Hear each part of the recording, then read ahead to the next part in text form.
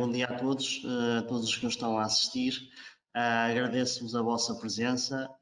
Hoje vamos ter aqui um webinar sobre o CIFID e os seus indicadores e aquelas que nós acreditamos na EFI Group serem as suas tendências futuras. Conto comigo com a presença de António Valente, o diretor comercial da EFI Group. Obrigado, António, pela tua presença. Tudo bem? Olá, Tiago, como estás? Bom dia. Tudo bem, obrigado. Bom dia.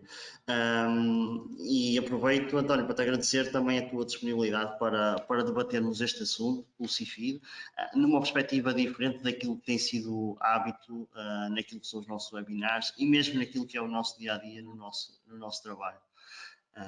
E assim vou aproveitar para dar aqui início à sessão. Vou fazer uma breve introdução sobre o contexto daquilo que são os benefícios fiscais em Portugal. Nós em Portugal encontramos algumas tipologias, 4 tipologias de benefício, se assim podemos dizer, desde a isenção, uma redução de taxa, deduções à matéria coletável, deduções à coleta.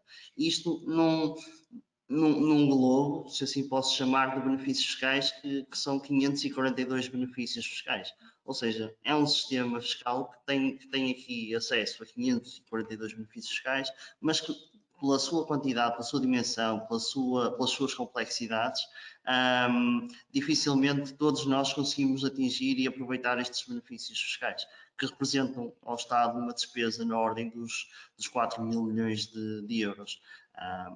E como nós estamos a falar de CIFID, e este webinar é são virados para empresas, falar aqui daquilo que é o IRC, que é um benefício fiscal, que é um imposto a pagar e que tem 121 benefícios fiscais associados ao mesmo. Ou seja, é uma imensidão de benefícios que depois temos que fazer uma soma no final e perceber se faz sentido ter tantos benefícios fiscais ou se faz sentido apostar naqueles que realmente criam a diferença e trazem impacto para as empresas. E por isso, e por falar em impacto para as empresas e para aquilo que é a sua poupança fiscal, olhando para aquilo que nós temos no nosso país em termos de universo de empresas e de benefícios e impactos, o CIFID é um benefício com um dos maiores impactos naquilo que é dedução fiscal, traduz-se numa elevada poupança de imposto, assim como o REFA e o DLRR. Estes benefícios têm sido nos últimos anos os benefícios mais aproveitados pelas empresas e que e conseguem ajudar muitas empresas a eliminar o IRC e o imposto ou até a diminuir. Num universo de empresas em Portugal em que 1/3 das empresas não conseguem usufruir de benefícios fiscais, por várias razões, por vários motivos. Uma delas, e neste 1/3, estando a falar de startups, muitas delas não conseguem atingir coleta de IRC ou ter matéria coletável, ou seja, há aqui benefícios fiscais que depois não têm impactos nas empresas. E aproveitando que estás connosco, António, gostava de conhecer um bocadinho a tua perspectiva sobre este assunto e sobre esta matéria. Obrigado, Tiago. Antes de mais, cumprimentar todos os que nos estão a ouvir e dar-lhes as boas-vindas para que esteja tudo bem neste momento mais atribulado com o incremento daquilo que são os números que neste momento estamos a viver. A propósito daquilo que é a tua questão, efetivamente é uma excelente observação. Ou seja, nós temos no nosso ordenamento jurídico 542 benefícios fiscais. 147 presentes no IRS, 121 presentes em IRC, 79 presentes em IVA. Quer dizer, é uma imensidão, uma complexidade de benefícios fiscais quando deveríamos estar a avançar naquilo que é uma simplificação da utilização destes mesmos benefícios fiscais. De uma vez por todas, é importante percebermos que devemos procurar ter um sistema mais simples para ter com isto empresas mais robustas, para ter com isto uma economia mais forte e, obviamente, aquilo que é a máxima de qualquer sociedade, criar as condições melhores em termos de qualidade de vida àquilo que os seus cidadãos. Portanto, efetivamente, seria interessante percebermos qual é que é o caminho, percebermos qual é que é os benefícios fiscais que são estruturais para o país, com uma clareza muito maior naquilo que é a economia, naquilo que é a produtividade das empresas e percebermos aquilo que temos de melhorar ou não. Como muito bem disseste, vamos incidir a nossa análise no âmbito daquilo que é os benefícios fiscais numa perspectiva futura, nomeadamente relativamente ao CIFID, mas dizer-vos, ou dizer a quem me está a ouvir, que relativamente aos benefícios fiscais, eu divido-os, para tentar simplificar, obviamente, numa lógica, eu diria, de 3 vias. Primeira via, pagamento de salários. Pagamento de salários, recuperamos e temos 2 benefícios fiscais, CIFID e criação líquida de emprego. Segunda via, recuperação de investimento já realizado. Recuperação de investimento já realizado, temos o regime fiscal de apoio ao investimento, que muito bem falaste, Tiago, e temos também, agora, em Orçamento de Estado suplementar, o crédito fiscal extraordinário ao investimento. Terceira via, reforço daquilo que é o capital, reforço daquilo que é os capitais próprios, seja através da dedução de lucros recebidos e reinvestidos apenas para as pequenas e médias empresas, seja outro tipo de benefícios, como por exemplo a remuneração convencional do capital social. E depois, obviamente, como muito bem indicaste, eles dividem-se, seja numa dedução em sede de IRC diretamente à coleta, seja numa dedução ao lucro tributável, seja isenções, seja reduções de taxa, etc, etc, etc. Aquilo que eu gostaria, efetivamente, é que existissem benefícios fiscais para aumentar o tamanho das nossas empresas. As nossas empresas, quando comparadas àquilo que são as congêneres, por exemplo, espanholas ou de outros Estados-membros da União Europeia, são efetivamente muito, muito pequenas. Temos de pensar grande e temos de ter uma maior ambição. Isto é, obviamente, aquilo que é a minha opinião. Perfeito, e agradeço-te que a tenhas partilhado e aproveitando que estamos a falar aqui do CIFID e de impostos com impacto no IRC, neste caso no CIFID em particular, o CIFID é um benefício fiscal que incide sobre atividades de ID, projetos de ID. E então, antes de passar para a evolução histórica, só fazer aqui uma breve referência.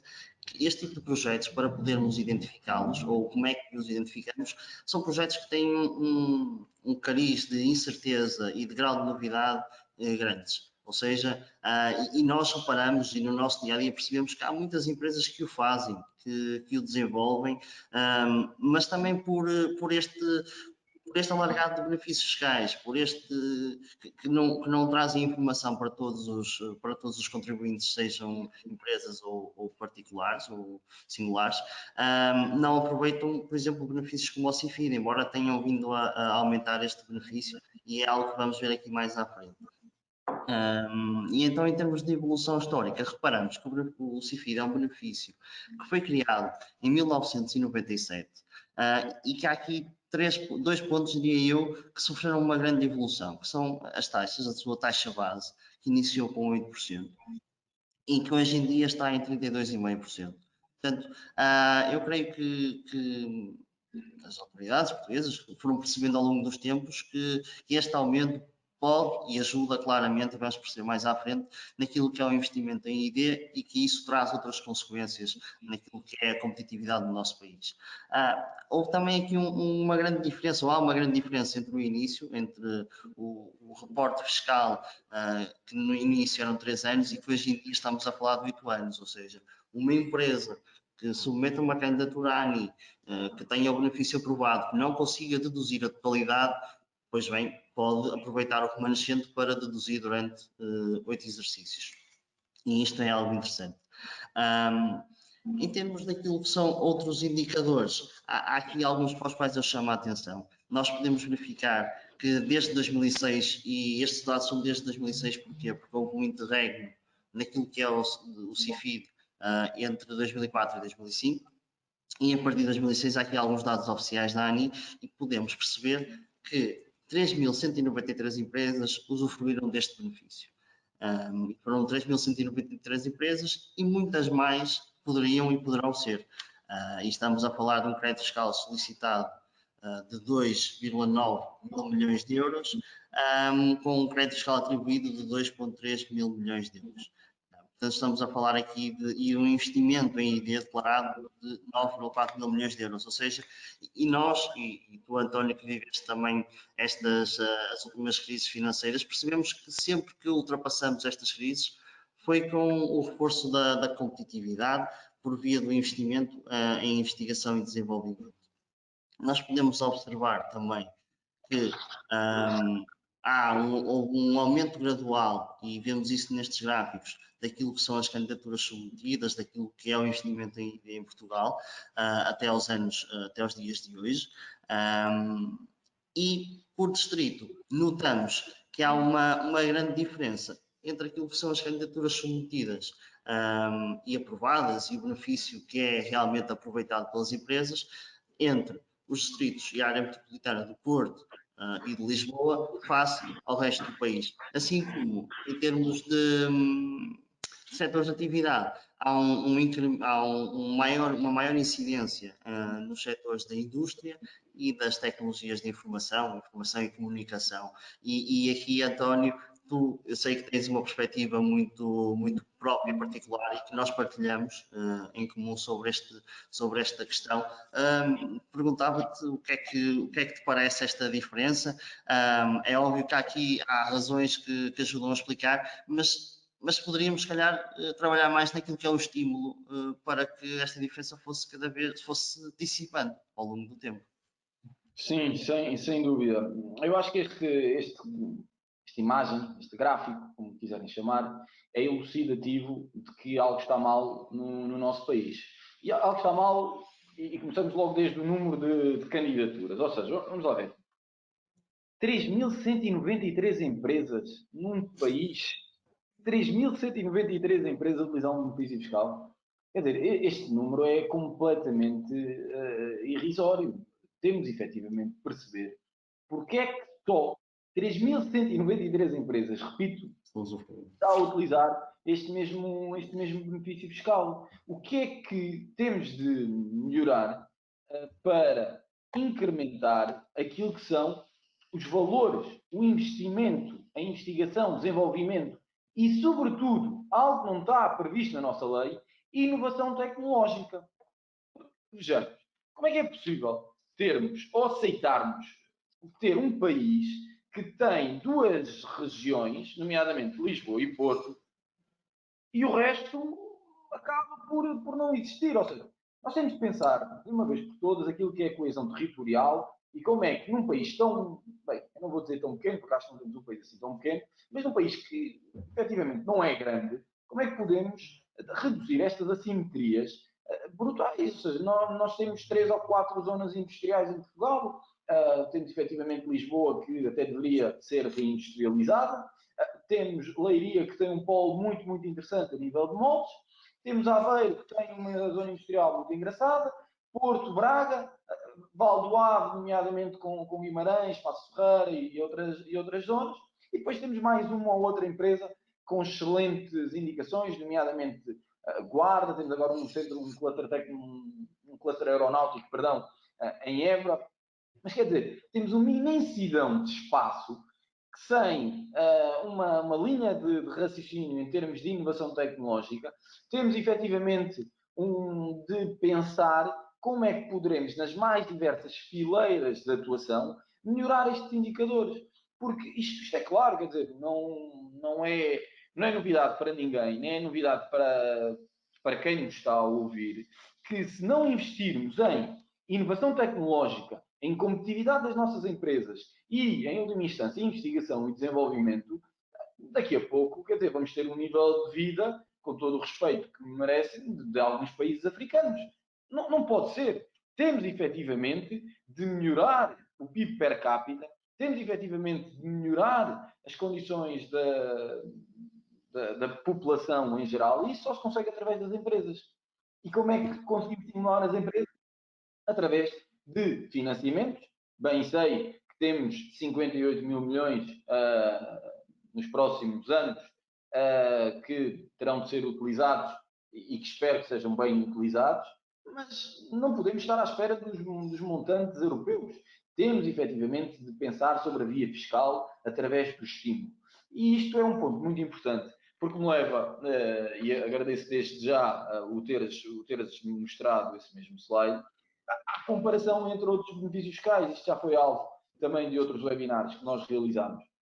E, quer dizer, quando eu tenho uma empresa em Portugal que tem uma determinada atividade e que, devido à conjuntura em que estamos, se vai encontrar numa situação de prejuízo e vai precisar, talvez, de 2 exercícios fiscais para utilizar o benefício fiscal e, obviamente, tem um reporte fiscal de 8 anos, por isso deve fazer, deve utilizar. Quer dizer, eu ando 400 km, vou à Espanha e a mesma empresa pode estar dentro do mesmo grupo, tem o payback.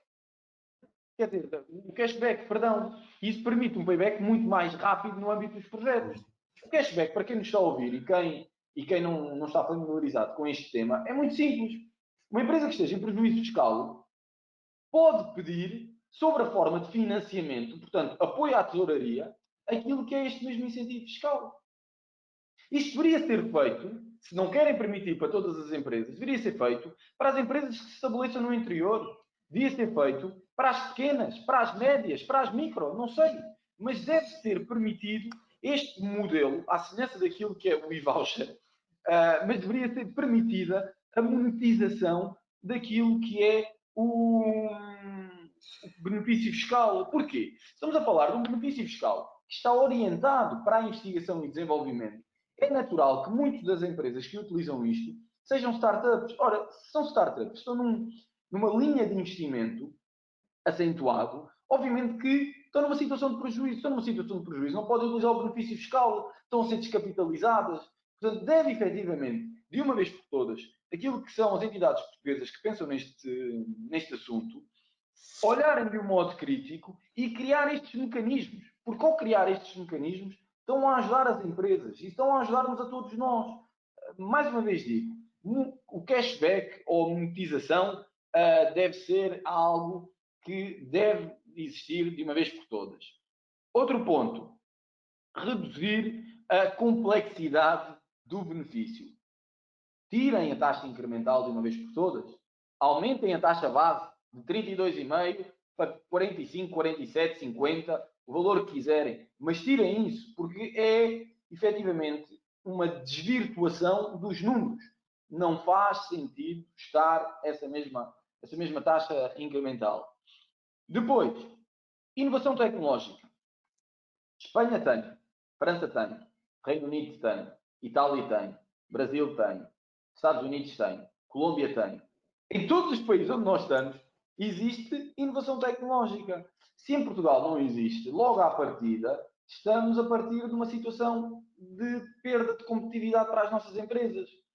Tivemos secretários de Estado direcionados para a indústria, andaram a falar de indústria 4.0 quase todos os dias, e esqueceram-se de apoiar as empresas no âmbito da indústria 4.0.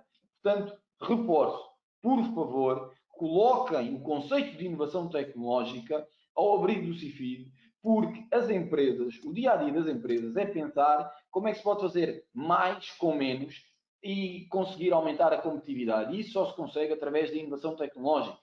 É um favor que fazem todos os portugueses a inclusão de inovação tecnológica neste benefício fiscal.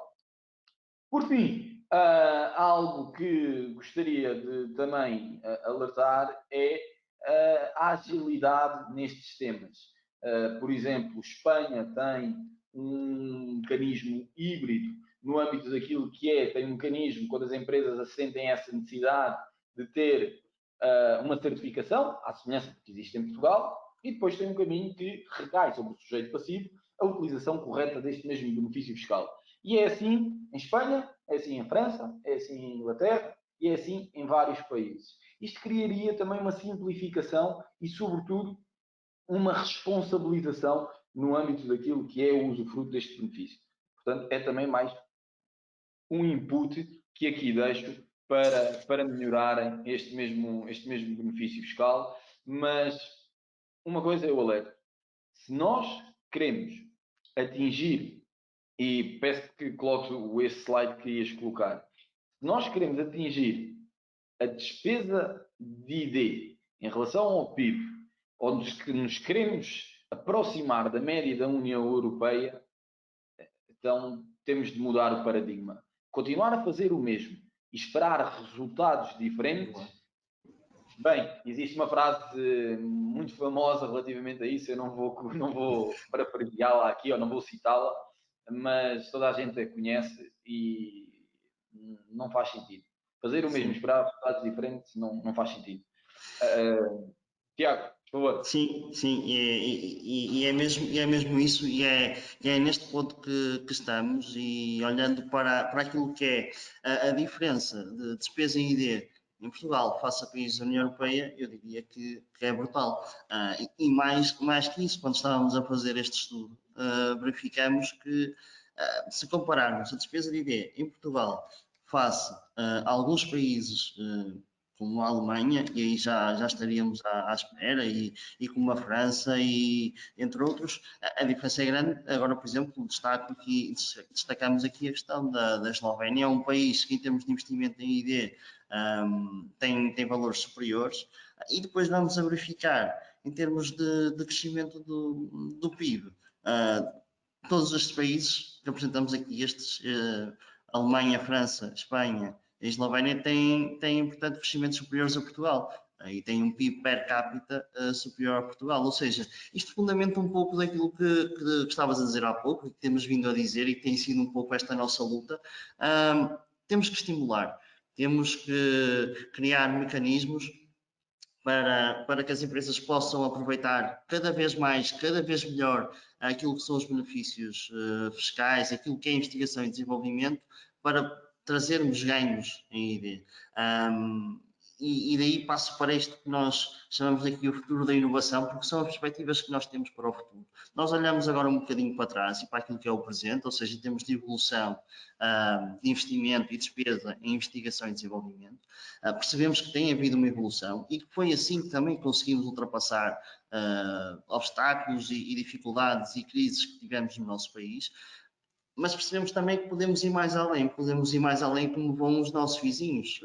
Como falavas e bem há pouco, se eu estiver em Monção, eu ando para o lado e tenho um benefício fiscal muito mais atrativo do que no sítio onde eu estou. Ou seja, esta diferença de competitividade é abismal e brutal. Por isso, já para não dizer, desculpa cortar, já para não dizer a captação do investimento externo. Ou seja, uma multinacional, quando está a investir ou quando está à procura numa determinada localização para investir e para situar a sua unidade de fabril, vai efetivamente procurar, além de outras variáveis, qual o país que lhe consegue dar maiores benefícios. Portanto, todos estes instrumentos, todos eles somados, são efetivamente importantes. Quer dizer, eu aqui não posso dizer, mas nós temos histórias no âmbito de empresas que se querem situar em Portugal, que querem investir em Portugal, que querem criar empregos altamente qualificados, e que, quer dizer, estão 1, 2, às vezes mais, à espera de licenças, à espera de aprovações de incentivos, à espera de apoios, e depois, obviamente, têm experiências noutros países que são, sobretudo, mais ágeis e que não têm estes problemas que nós, ano após ano, programa quadro, orçamento de Estado, de algum modo insistimos em criar. Eu peço efetivamente às entidades que estão a governar Portugal para tentarem simplificar o apoio das empresas, porque, mais uma vez digo, existem nos próximos anos 58 mil milhões de euros, e aí tem que ser bem utilizado, mas não podemos só focar naquilo que é chamada bazuca.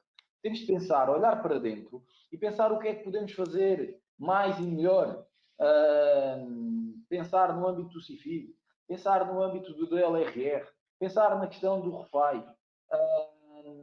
A autoridade tributária ter uma postura mais educativa e menos, perdoe-me, não sei se alguém da autoridade tributária está a ouvir, menos perseguidora temos histórias incríveis no âmbito daquilo que é o usufruto de vários benefícios fiscais, que depois acaba por não justificar. Vejamos no CIFI. Existe esta questão relativamente aos fundos de investimento que não está claro, deveria estar claro. Eu tenho empresários a dizer que preferem pagar impostos do que utilizar estes instrumentos, ao que nós já chegamos, preferem pagar impostos do que utilizar estes instrumentos para não ter problemas. Isto é algo que é impensável. Eu peço, efetivamente, a alguém que me esteja a ouvir, que se entende que pagou um valor de IRC em 2019 elevado, devido a 2019 ter sido um ano fantástico, ter sido um ano excepcional, que entra em contacto connosco, que nós, através do nosso serviço de diagnóstico fiscal, avaliamos a possibilidade de recuperar, fazendo fruto, obviamente, do Código Fiscal do Investimento e dos benefícios fiscais, fazermos uma utilização desses mesmos benefícios para recuperar esse valor de IRC pago e, de algum modo, através deste mecanismo, criar tesouraria para as empresas. Porque, efetivamente, aquilo que estamos a falar é utilizar os benefícios fiscais para ajudar as empresas, para criar tesouraria para as empresas, para, de algum modo, aumentar a competitividade dessas mesmas empresas. Portanto, se alguém teve um valor de IRC grande, utilize estes mesmos benefícios fiscais, porque são estratégicos, devem ser utilizados.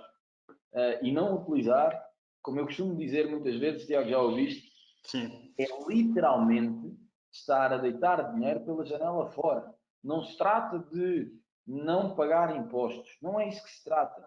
Trata-se de utilizar os instrumentos que temos ao nosso dispor de um modo correto.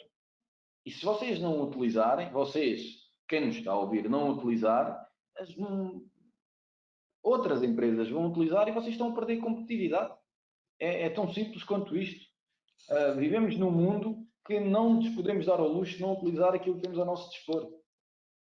E obrigado por me teres interrompido, porque é importante focarmos nestes pontos daquilo que tem sido a utilização, aquilo que é a diferença da competitividade, e nós lidamos com isso no dia a dia quando estamos com empresas que pertencem a algum grupo e percebem que na casa-mãe há alguma dificuldade em perceber a complexidade e a desconfiança que se passa para os contribuintes por parte das nossas autoridades. Temos que comprovar primeiro e depois já há sempre mais alegações e mais... Partimos sempre do pressuposto de que não estamos a usufruir bem, quando muitas vezes não é assim. Os nossos empresários são preocupados em que as coisas corram bem e fluam bem, e se calhar se fossem sistemas mais simplificados, mais utilização existiria de benefícios fiscais. E por isso nós conseguimos perceber que é importante, é primordial, devemos incentivar, como falamos ao longo desta sessão, o investimento em inovação, o investimento não, o apoio em inovação tecnológica, estimular o aumento das qualificações de recursos humanos nos nossos quadros, nos quadros das nossas empresas, proporcionar o cashback. Por que não? Porque se um terço das empresas não consegue usufruir de benefícios fiscais, porque não tem lucro tributável, porque não tem coleta, se calhar é um apoio que fará toda a diferença para essas empresas que são muitas vezes as mais disruptivas que temos, poderem criar mais, desenvolver mais e criar conhecimento para todos nós utilizarmos.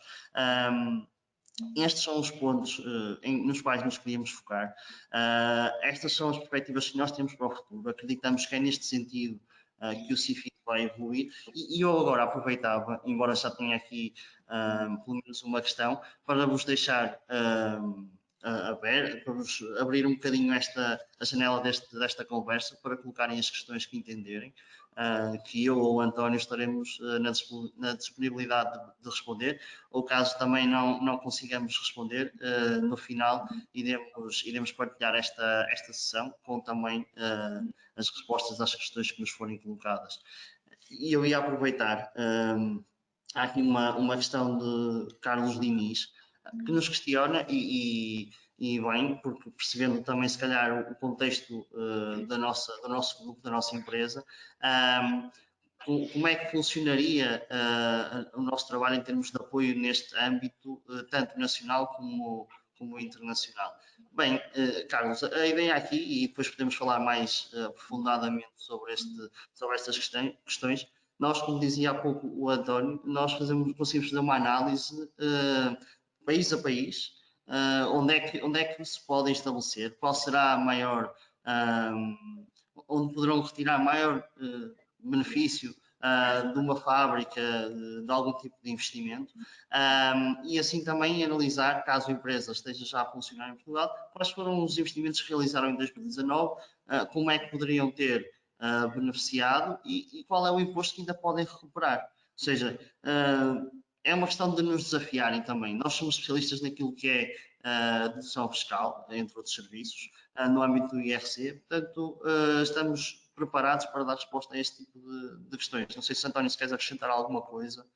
Sim, no fundo é efetivamente, ou seja, aquilo que nós fazemos é dar o apoio à empresa desde a sua criação até, inclusive, à sua exploração. Mas existe aqui uma pergunta muito engraçada da Joana, que pergunta como é que podemos recuperar 2019, uma vez que o exercício já está fechado, no âmbito daquilo que eu referi do diagnóstico fiscal.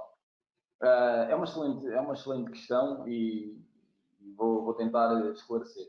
O que nós vamos fazer é um modelo de substituição da modelo 22. Ou seja, vamos olhar para a nossa modelo 22, vamos efetivamente avaliar quais é que foram os benefícios fiscais que utilizaram e fazer usufruto daquilo que são os benefícios fiscais em vigor, recuperando. Há muitas empresas que não utilizam nenhum benefício fiscal e que têm direito a realizar um investimento, estão numa condição de acordo, por exemplo, com a Portaria 227 de 2015 e devem, como tal, fazer usufruto do RFAI devido ao seu enquadramento legislativo. Há outras empresas, por exemplo, que têm a possibilidade de utilizar outro benefício fiscal. Se calhar até fizeram um aumento de capital social e não estão a utilizar a remuneração convencional do capital social. E nós vamos fazer efetivamente isso. Ou seja, é avaliar o exercício 2019 e, inclusive, aquilo que se realizou nos exercícios anteriores e utilizar o quadro normativo que temos em vigor para o usufruto destes benefícios fiscais. Posteriormente, fazemos essa retificação ao modelo 22 e solicitamos a restituição do imposto pago em excesso. O que é que isto significa? Significa que, se formos ágeis no âmbito daquilo que o trabalho que iremos realizar, é apoio à tesouraria e que pode vir já em dezembro, quando as empresas vão ter, no meio de uma perda de faturação, pagar subsídios de Natal e outro tipo de obrigações que têm de respeitar. Portanto, é extremamente importante olharmos para estes instrumentos do ponto de vista estratégico. Portanto, Joana, espero ter respondido à sua questão. Mais uma vez, caso tenham mais alguma questão, por favor, sintam-se à vontade. Eu tenho aqui uma questão do José Correia que pergunta: é verdade que a autoridade tributária não pode colocar em causa o valor de CIFID, pois a decisão é de uma autoridade que a AT não poderia colocar em causa. Ou seja, a questão aqui do José é se a autoridade tributária poderia colocar em causa aquilo que foi aprovado pela ANI, ou seja, e assim a utilização do CIFID. Bem, em relação ao CIFID, como há uma candidatura e uma aprovação por parte da Agência Nacional de Inovação, a autoridade tributária não poderá colocar em causa aquilo que são atividades de investigação e desenvolvimento e aquilo que está comprovado pela Agência Nacional de Inovação. Apenas poderá auditar aquilo que é a boa utilização desse benefício e daquilo que foi aprovado e apurado pela Agência Nacional de Inovação. Portanto, é esta a resposta que temos para essa questão. Olha, deixa-me colocar-te outra questão a propósito daquilo que tive a oportunidade de falar um bocadinho relativamente aos fundos, que o António referiu a questão dos fundos de investimento como estando mal explicada. Gostaria de falar assim, um pouco desse tema, porque me parece que estão a aparecer vários fundos de subsídios, quais são as oportunidades para as empresas, quer do lado de possíveis receptores de fundos, quer do lado dos pagadores de IRC. Efetivamente não está bem explicada. O Orçamento de Estado de 2021 veio dizer isso. Eu acho que é um instrumento que deve ser utilizado como forma de injetar montante na economia e poderemos estar a desperdiçar através da sua complicação. A minha maior crítica é efetivamente as regras do jogo não estarem definidas. Acho que é um excelente instrumento que deveria ser analisado por parte do Secretário de Estado dos Assuntos Fiscais e por parte de quem de direito a definir aquilo que são as chamadas regras do jogo, mas sempre numa ótica de construção e de ajuda às empresas, porque o montante, a renúncia fiscal já foi feita e o montante já foi levantado no mercado. Portanto, das duas uma, ou ficamos com ele ali, ou utilizamos. E utilizamos como multiplicador de economia. Agora é uma questão dos agentes económicos e dos agentes regulatórios entenderem o que querem fazer. Se querem apenas ter dado renúncia fiscal por dar, entre aspas, obviamente que estou a exagerar naquilo que são as minhas expressões, ou se queremos utilizar esse montante para reanimar a economia num momento tão crucial como este. Perfeito. Obrigado, António, pela resposta a essa questão. Eu não sei se neste momento se tens mais alguma questão do teu lado para responder. Tenho aqui uma questão por parte do José que é extremamente interessante, que diz: quando a decisão vem com uma diferença de 0,01, devemos substituir o modelo 22, sim ou não?